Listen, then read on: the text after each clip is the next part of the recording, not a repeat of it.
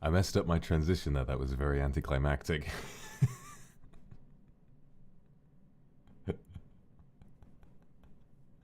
Oh dear. Ugh.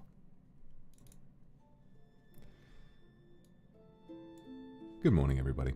Good evening, good afternoon, good night, good time zone, whichever one it is for you. I just wanted to say thank you for coming out today.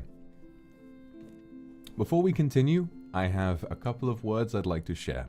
The first one being that today's stream is going to be quite heavy. I'm going to touch on some fairly, maybe taboo and slightly sensitive topics or very sensitive topics, and so for that reason I'd like for anyone who feels even somewhat uncomfortable to go ahead and remember that it's okay to skip this one. I'll be here tomorrow, and I just want you to remember that there's no worries if you need to tap out or take a break at any point, because it can get fairly serious at times, okay? And so for that reason, I think the most important thing that I want to say now is thank you. Thank you for putting me in an environment where I feel as though I can be this open about myself. Thank you for putting me in an environment where I can share these kinds of things without worrying about it. Because anywhere else in life, a man like me might feel very wrapped up and scared of the idea of sharing his feelings. And I don't feel scared. I did for a while.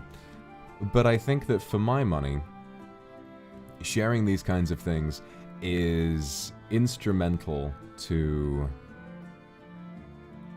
changing the way that we view them. I'm getting ahead of myself. The other day, for those of you who aren't aware, I had a follow-up appointment with a psychiatrist, and he diagnosed me with something. And today I'm going to talk about my experience in what it was like to go through my country's mental health system for quite a few years to get to this point. My fucking GoXLR is cutting out all my audio. I hope it doesn't sound jumpy for you guys as well. God damn, it's going to annoy me.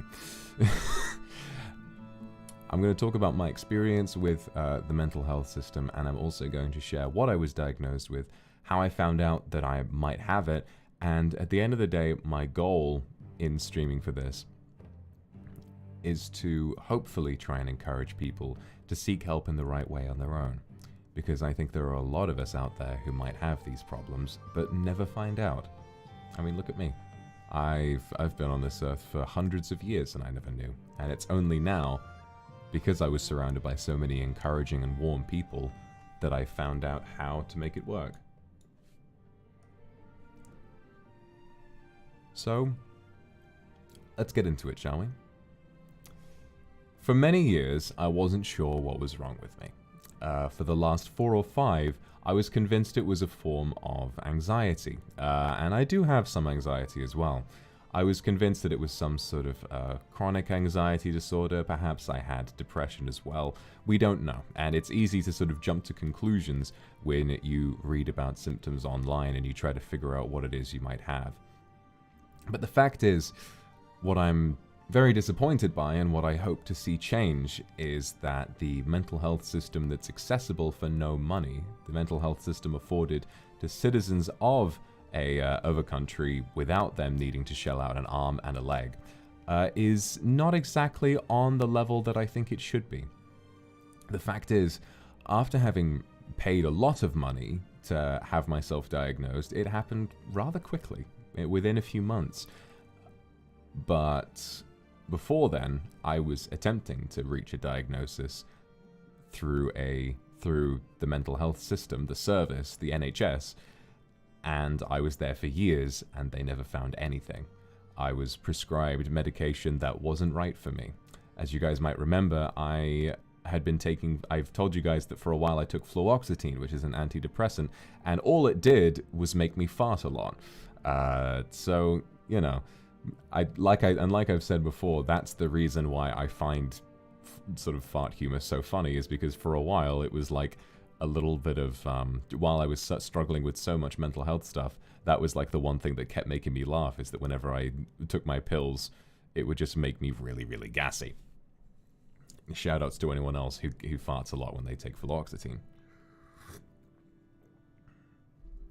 But just recently, something great happened, which was becoming a member of NIJISANJI and being joined by some incredible fans who are all here to support me today, and I'm really, really happy for that.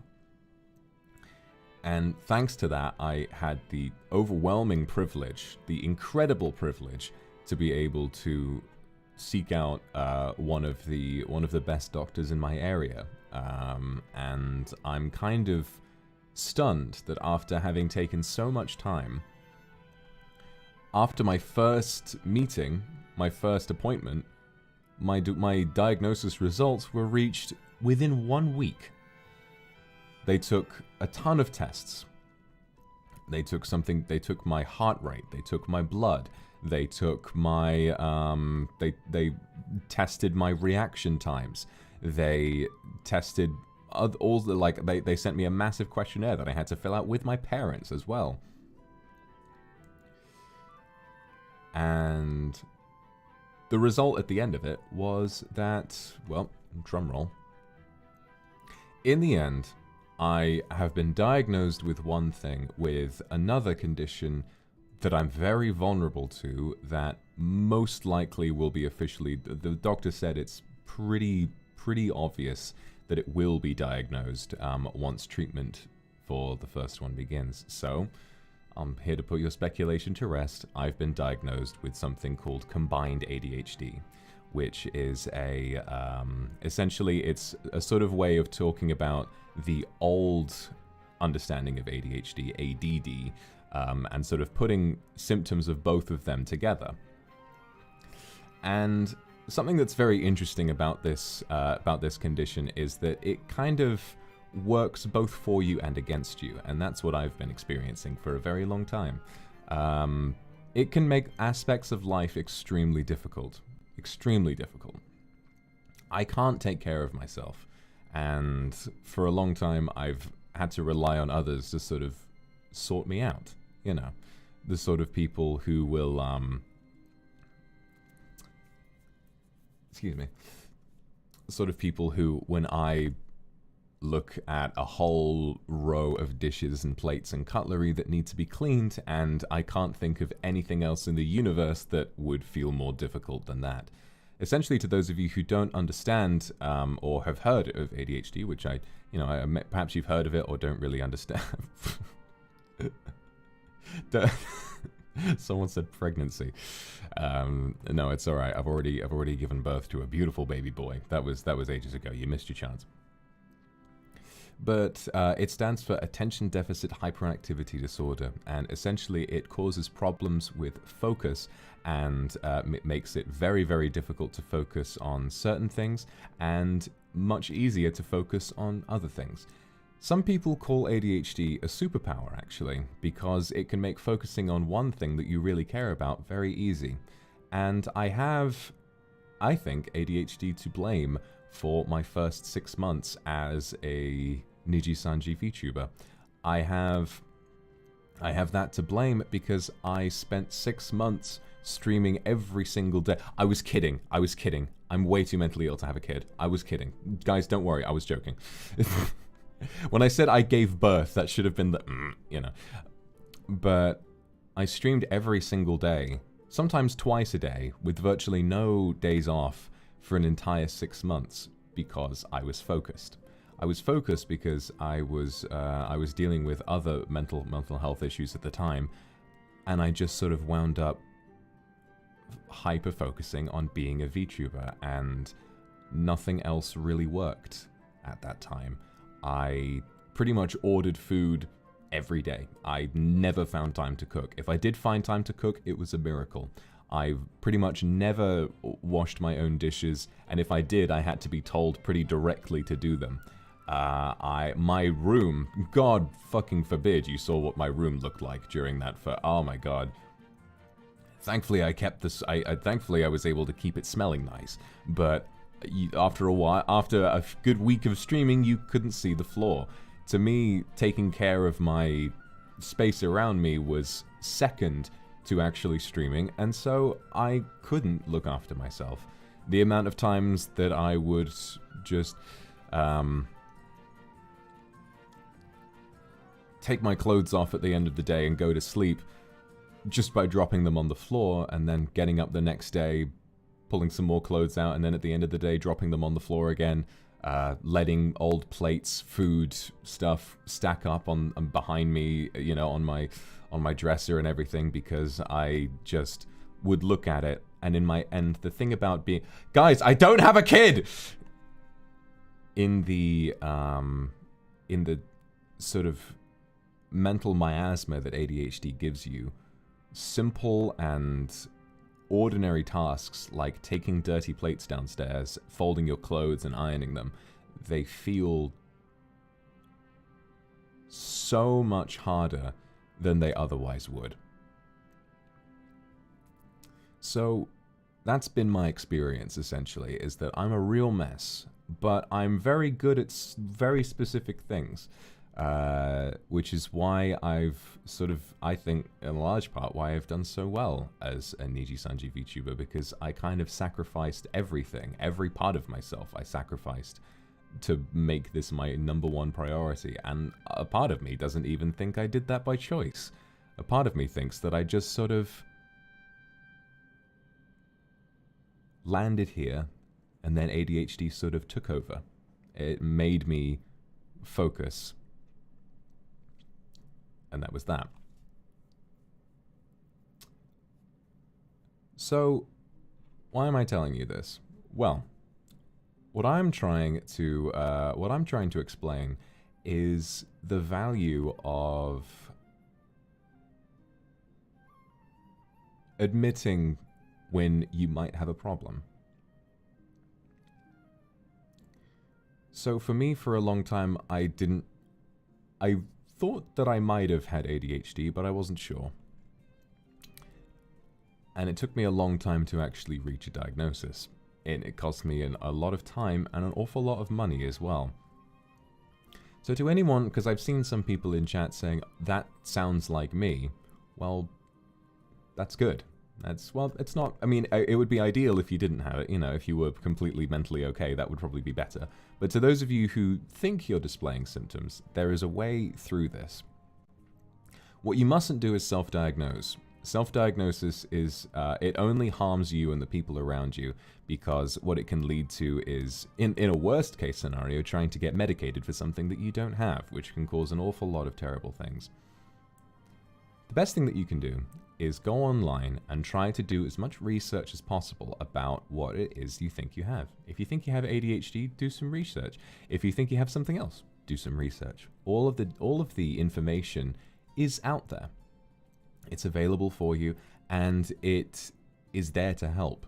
And the best thing that you can do in order to help yourself is to try and figure out what it is you think you may have, and then to seek help to make sure that a professional tells you, yes, I agree, this is what you've got.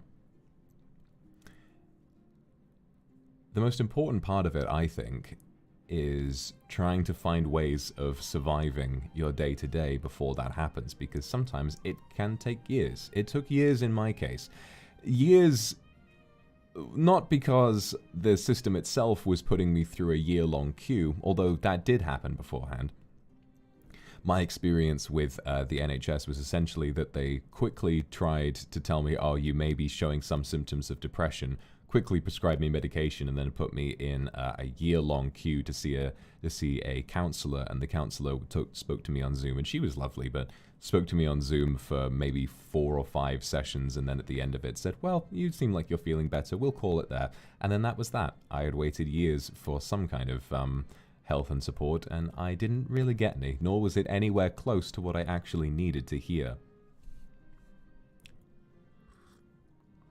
The sad part is, a quick and accurate diagnosis from a professional is very expensive, and treatment is also very expensive. And now like I said, I'm immensely privileged to be able to afford all of this without health insurance. But I know that isn't the case for everybody.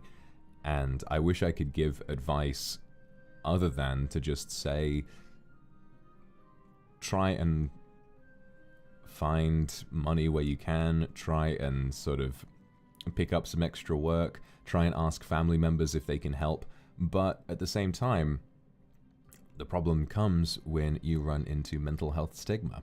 And that was another thing that I really wanted to talk about, because I think it can come from a lot of different places. I'm aware that I have a lot of, the vast majority of you are from Asian countries, and a big thing about you guys is that mental health stigma, from what I've heard, is pretty bad over there, and a lot of you really struggle to find help with mental problems because a lot of the time it just isn't really considered something that you should be worried about.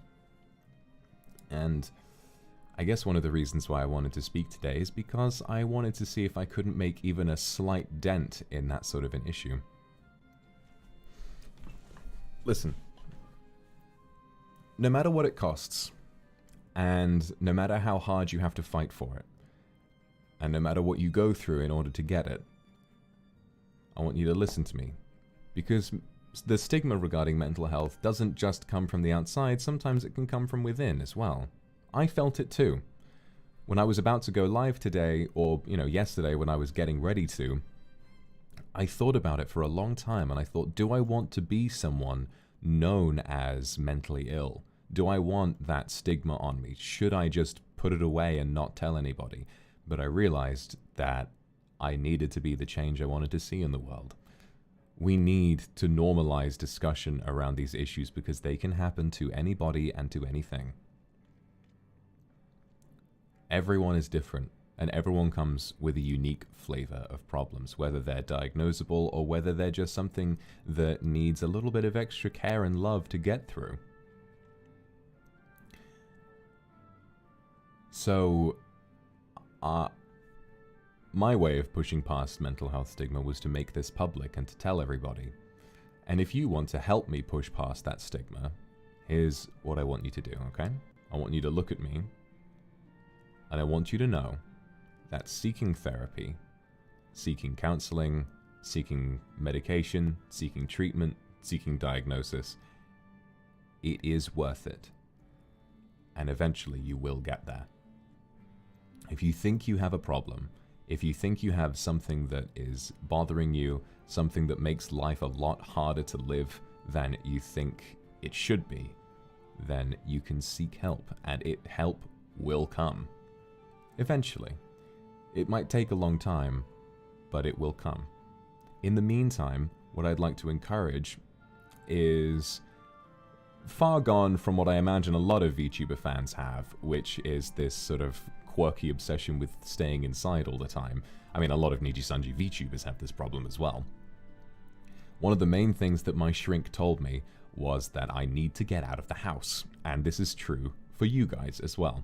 If any of you guys consider yourself as shut-in, and if any of you guys are saying like, well, Lamau, I don't leave the house, obviously if you've got a real serious problem that makes you unable to leave the house, then sure. But for the majority of you, I know the fact is, none of you touch grass nearly as much as you should. And so that's what I'm going to try and say. On the lead up to finding a diagnosis, and in the lead up to trying to figure out who you are, if you think you need one of the most important things that you can have is a good support network. Friends, family, anything.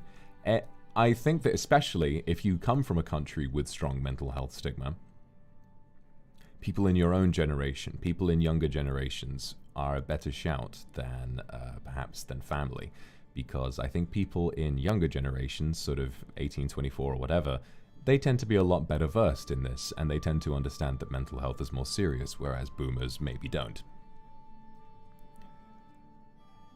So, I think the most important thing is that no matter how you do it, get outside, get some fresh air, and try in some way to make friends and socialize. And I sound like an old man, because I am an old man. I'm a very old man, and I've been around the block, and whenever I interact with people and I have people to rely on, I'm a lot happier. It's as simple as that. For my money, I'd like to say that for the past few years, I have not. Until I met NIJISANJI, I did not have a good support network at all. I could talk to my family, and that helped somewhat, but when it came to friends, I didn't have a lot of people, and as a result, a lot of my symptoms felt much worse than they could have been. And I don't want that for you. If you have the opportunity to find a support network to stay calm and collected and safe, most importantly, until you manage to find help, then you should, you know, buckle up and try and find one. It's like what Mike Ehrmantraut says, my favorite character with my favorite soundbite. If you got family, go to family. If you got friends, go to a friend. If you don't have friends, then make some. Because being alone isn't good for anybody.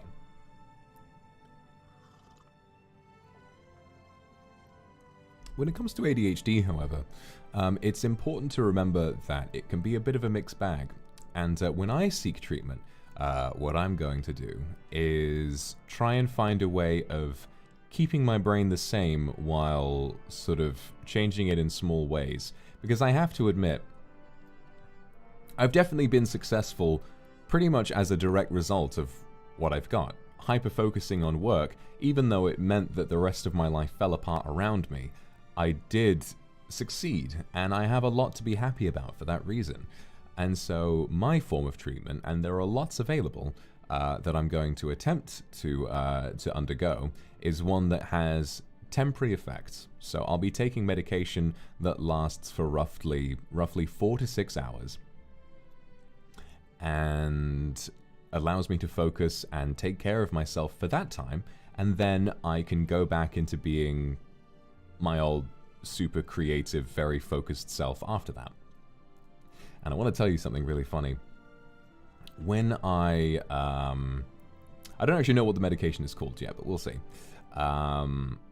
When I had my my diagnosis, essentially I had to do these tests, and one of these tests was a very long sort of 15-minute test where what I had to do was I had to click whenever it showed me the number 1 or this lady on the voiceover said the number 1. And if it showed 2 or she said 2, I should not click. And I just had to sit there and do this very rudimentary task for a whole 15 minutes, and it was used to test my reaction speeds, my focus, and all of that. Now, my speed and my clarity were fine. My focus, however, was genuinely so bad that it was below the scale. I'm not kidding. There was like one test where it was like well below average, like abnormally bad, sort of it should be above 80 and it was like 40. In the second little bracket, my focus thing was genuinely below 0. He said, you haven't shown up on the scale. And so I thought, oh no. Well, I mean, that explains quite a bit. So there is a lot of science around diagnosing ADHD, and it's very interesting to see how it's a lot more thorough and in-depth than just filling out a questionnaire and having someone tell you, yep, you've got it, you know. I mean, mine was done very quickly, but it was done after a very serious set of tests, you know.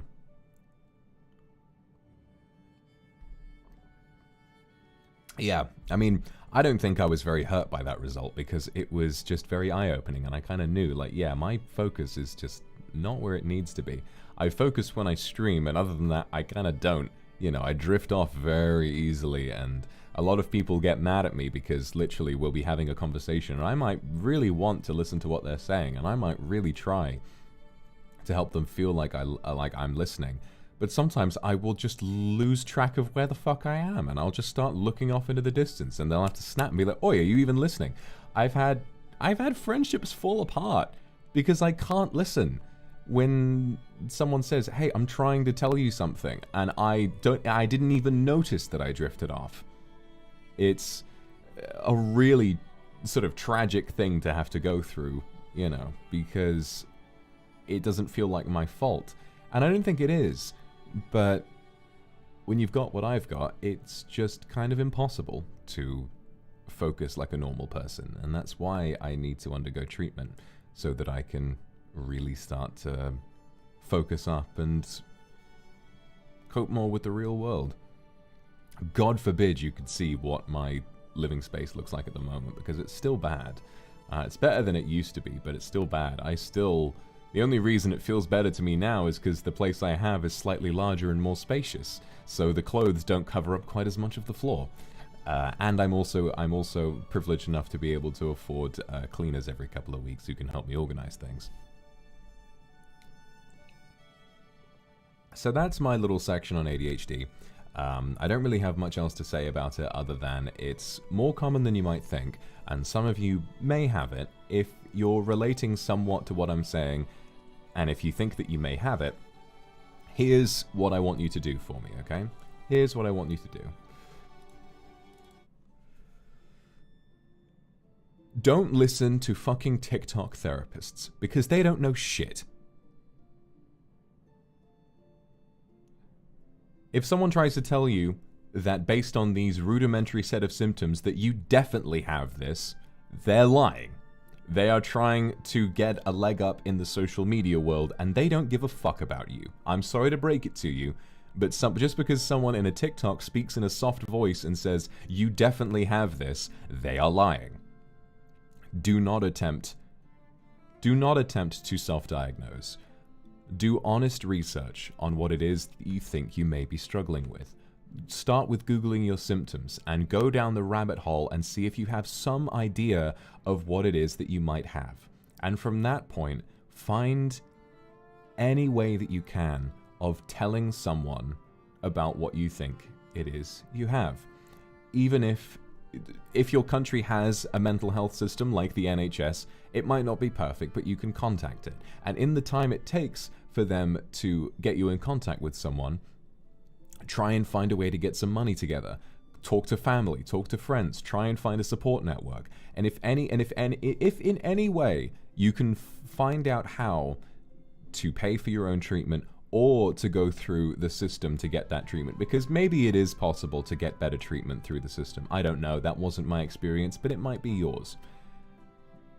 Do what you can, but at the end of the day, don't diagnose yourself, but also don't blame yourself. A lot of these problems are given to us, whether we're born with them or whether they are just given to us over time by terrible experiences. They aren't your fault. You are a normal person. Everyone is normal. We just come with different flavors. And the worst thing that you could possibly do is let this defeat you, because I know that you're stronger than that. I know that if someone like you has a problem like this, that one day you will find a way to solve it, because you've survived 100% of your worst days so far, and I know sure as hell you can survive this as well. Okay? And if you are happy, then that's wonderful. If you don't feel like you need help, then that's wonderful as well. What I'll ask of you is to maybe be there for someone who does. There are a lot more people who are so-called neurodivergent or who have struggles with mental health than you might think. And what I would like for anyone who does feel confident in themselves, who maybe doesn't have any problems, if you have the chance to be the support for someone who needs it, please do so. We're stronger when we're united, and someone might be dealing with something terrible on the other end. They might have real problems that their family won't let them diagnose. They might have real problems that they cannot seek treatment for because they can't afford it. Until they can, and don't take this as something that you need to disregard your own health, because you shouldn't. But if it's within your ability, helping someone who can't help themselves is a very noble cause. Okay?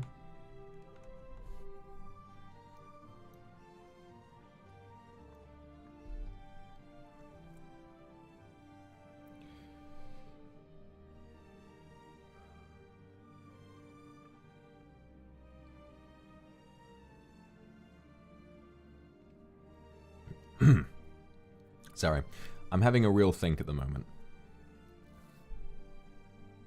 We're about halfway through. I didn't want this to be a very long stream because ultimately I didn't want to kind of milk this or sort of make it seem like I was dragging it out. But like I said, I have been officially diagnosed with ADHD, quite a strong kind. And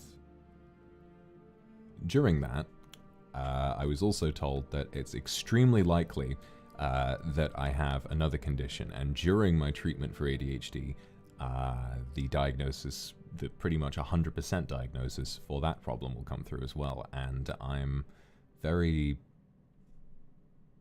cautious about sharing this one because it's quite personal.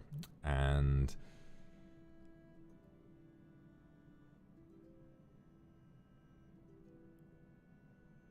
well, you know what? It might not be easy, but I think I might actually really help some people if I did share it.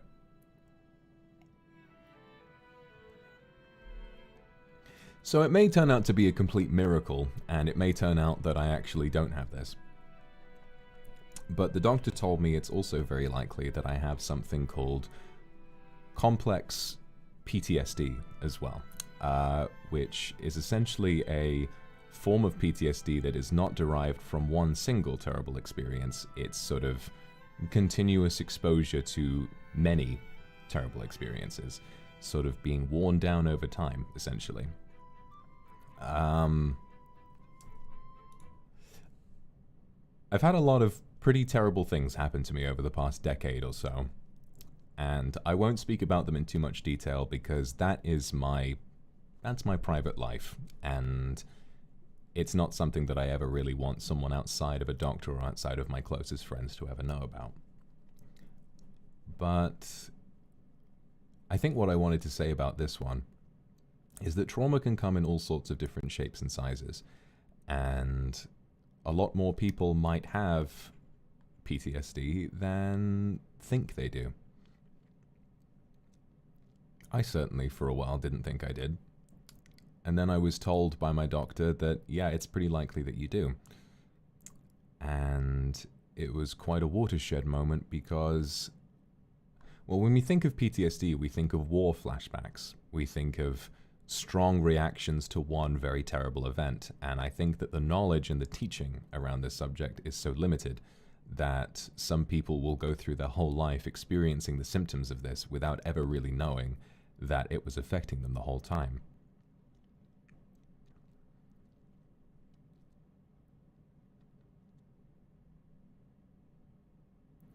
For me, it doesn't come in sort of a very strong dreamlike flashback, but for me, I do have flashbacks sometimes, and it sort of comes about as like the body feeling exactly what it felt at that time if something around me sort of seems to be progressing in that way.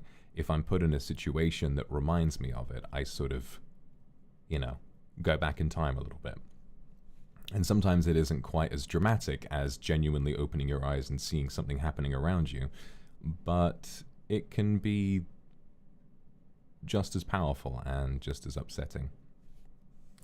So this feels a lot more serious, and yes, when I go through treatment, I'll learn sort of how severe this problem is for me. But I trust my doctor, and he did say that it's very likely, extremely likely, that this is something I also have. And it's difficult because there's like half of me that wants to share what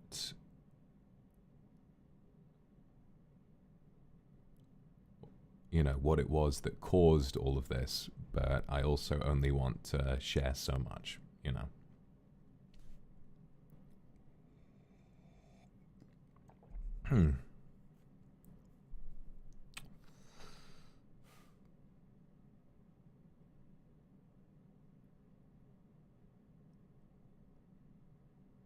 I'll keep it basic. I'll keep it basic because I think that I do stand a chance at really getting through to people if I share something.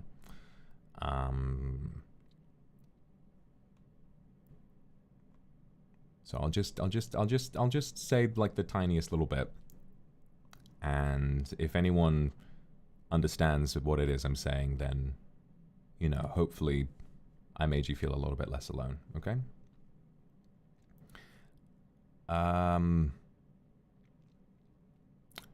Let me just have a sip of tea. Hold on. I'm just going to be very basic, because I know that some people can use this kind of information to sort of, you know, give me a lot of shit, but I don't really care about that anymore. If I can help people, I think that's the important part. And if someone decides to throw shit at me because of this, then I mean, hey, you know, they're the one with the real problems.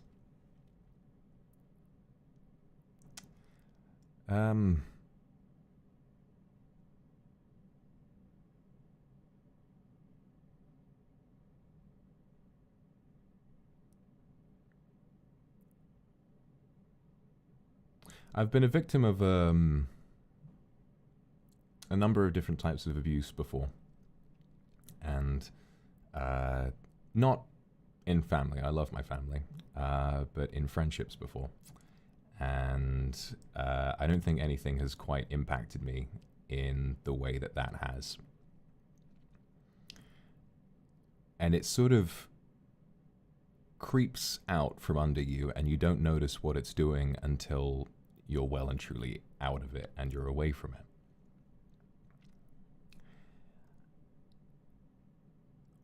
What it does is it undermines your self-esteem, and it makes you feel like you're never right about anything. At least that's what it did to me. It makes you feel like you don't have the right to refuse things. It makes you feel like you don't have the power to secure anything for yourself in life.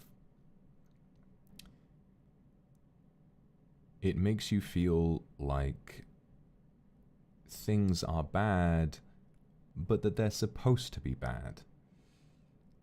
And you will make excuses over and over and over again to try and justify how bad you're feeling, when really, and once you escape, you'll realize that you never needed a justification to begin with.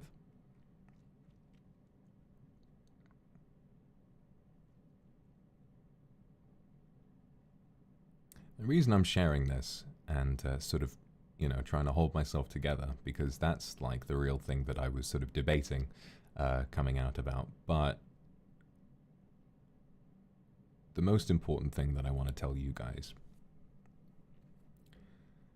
is that this can happen to anybody. I mean, look at me, right? You wouldn't have thought so from the outside, but here I am. It can affect anybody, and it will start affecting you before you even realize that it's there.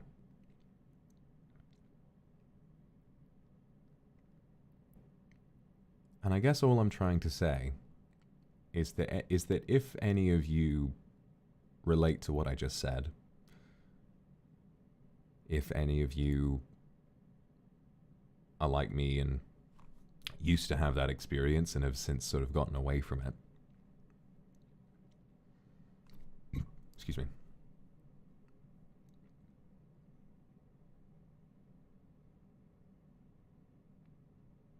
you deserve a lot more than you think you do.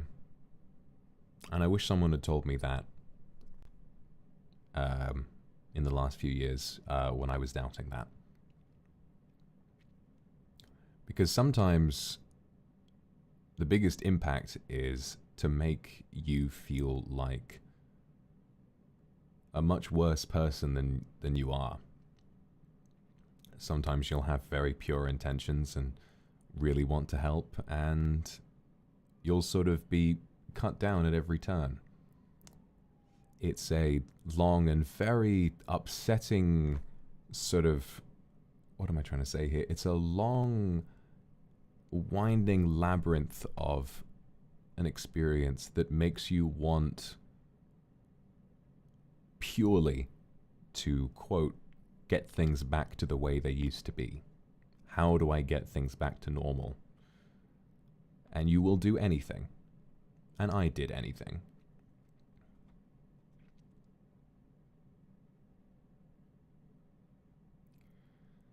I think the biggest thing that I wish I had heard at that time was that excuse me,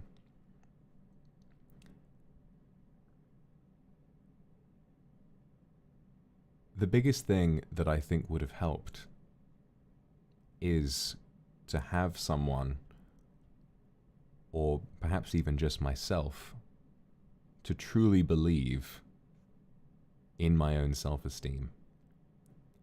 Because when I had someone telling me that I didn't deserve self-esteem, and when I had someone breaking down my boundaries and making me feel like I shouldn't have them, I didn't see the problem. I looked right past it and thought, well, I guess that's fine. The main thing I want you guys to remember is that if you ever find yourself in a situation where someone is trying to push past your boundaries, even if you trust them, even if they're someone you've known for years, even if they're someone that you trust with all your heart, do not let someone convince you that your boundaries and who you are not worth respecting, because they are.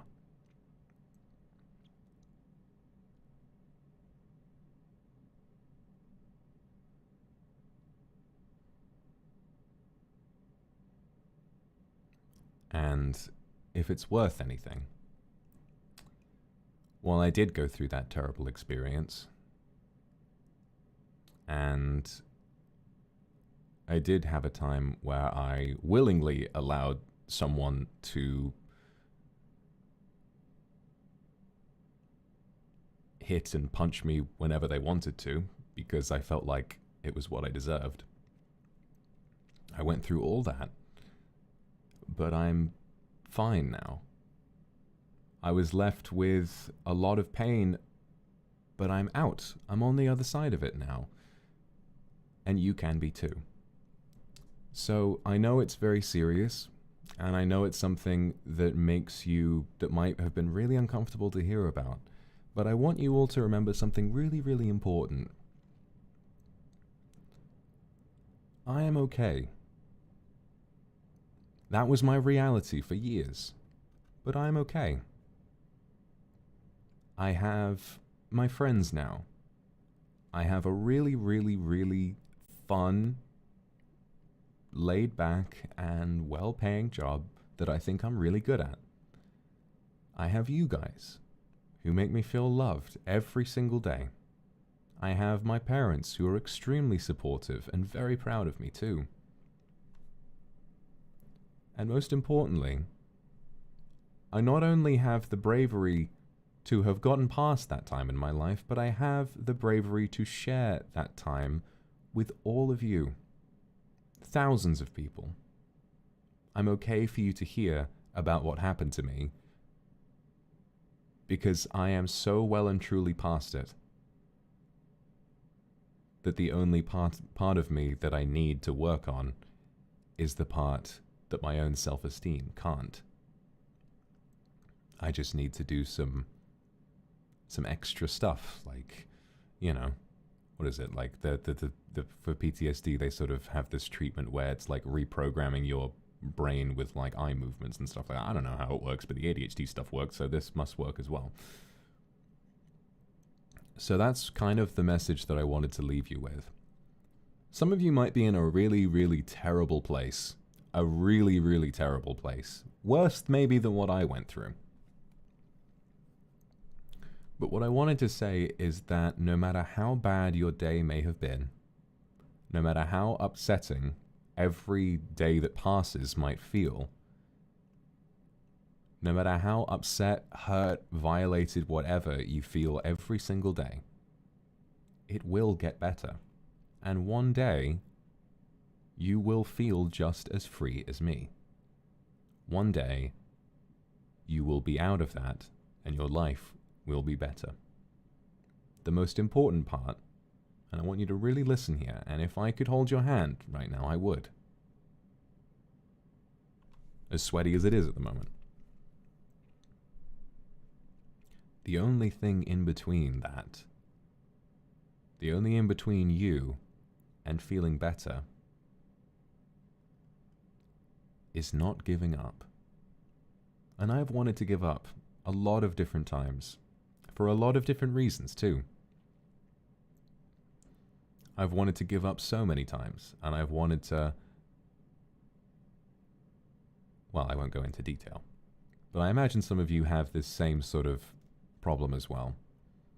But that's the only way that you truly lose. That's the only way that the people who make you feel bad and the people that hurt you, that's the only way that they win. If you keep going, and if you believe that life can get better, then I'm telling you, it just will. Someday, you will be better. Your life will be better. Your friendships will be better. And you will feel better for it too.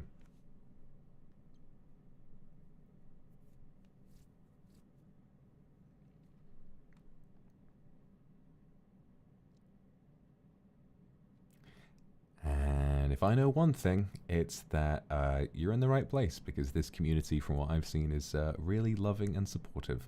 And so hopefully, if you don't have anyone to love and support you at the moment, then maybe you can make some friends around here. It might be a good starting point. If you're feeling very antisocial, maybe just making some friends here. I think it might be a good idea. That's kind of all I wanted to talk about today. It's actually more than I wanted to talk about. But I'm really glad that I was brave enough to sort of share that last bit, because I feel like I might have reached more people than I would have otherwise. You know, it's interesting. I suspected I had PTSD a long time before I suspected that I might have had ADHD. But it turns out ADHD actually makes you much more vulnerable to PTSD. And I think one of the reasons for that is probably because I didn't know, you know, at the time that I had ADHD, and so was probably made to feel a lot worse about how hard it was for me to do certain things. Instead of compassion and understanding, I was hit with a lot of shame and ridicule for, you know, having a pretty real condition that makes it very difficult to do certain things.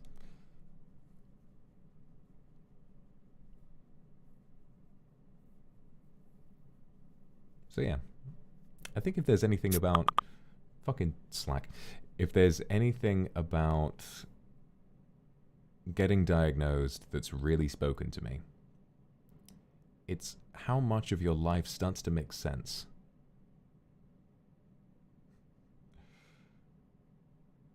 And so what I'll say is that even if it's hard, I'll kind of reiterate what I've said before as my kind of closing thought. Change in your life, if you feel like you need it, change in your life can begin today. That change can begin with doing research, reading about what it is you think you might be struggling with, reading about how it is that it's treated, and then after that, trying to find a support network. That can also begin today. By the end of the day, you might have a really thorough understanding of something that you might have been struggling with your entire life, and be equipped with the steps needed to get it treated, and also have a few people in your life ready to help you sort that out. That's not to say that their only purpose is to sort that out, and you should respect them and their patience and their time as well, but it doesn't mean that friends aren't there to help. I have friends ready to help me, and you can too. All it will take is a little bit of bravery and being able to talk and admit that maybe you're not okay. And once that's done, you can go through the public health service. Or if you're privileged enough to have enough money to afford treatment, you can do that. Maybe you work a job that has health insurance. A lot of psychiatrists take health insurance. If you can't do any of that, maybe it'll take a lot longer. But it is free to go to a public health service, and so I think you should. Even if it's not much, it is something, and just having a professional to talk to can make a real difference. I mean, even for me, being able to pay for one of the best doctors in my area, I still had to wait quite a few months. and it cost me quite a bit of money, but it was definitely worth it in the end. Help and a better future for you are closer than you think. So if you are struggling, don't self-diagnose. Just get a good idea of what it is you think you might be struggling with. Try to go about getting it diagnosed professionally, and find a support network that you can use to back you up until that happens. And by the end of it, you've made some new friends. Isn't that great? So that's all I wanted to say today. I've shared everything I wanted to share, and I'm going to jump on a train this afternoon, and I'm going to go spend the rest of the day with my family. So I wanted to say thanks very much, everyone, for being here. Thank you for all of the supers, all of the kind words, the hearts, everything, trying to make me feel better about sharing all of this. It definitely wasn't easy, but I feel so liberated and happy knowing that I could have helped you. So that's all, and I really want you to just take what I've said to heart and go forward in life knowing that if I, going through decades of hurt because of what I've been through, can eventually find help and feel better, then you sure as shit can as well. Okay? Okay. That's all. Thank you, everybody. I love you very dearly, and I will see you tomorrow for something else. And I'll be very happy to do so. So I'll see you soon. Take care, everyone. I love you. Bye.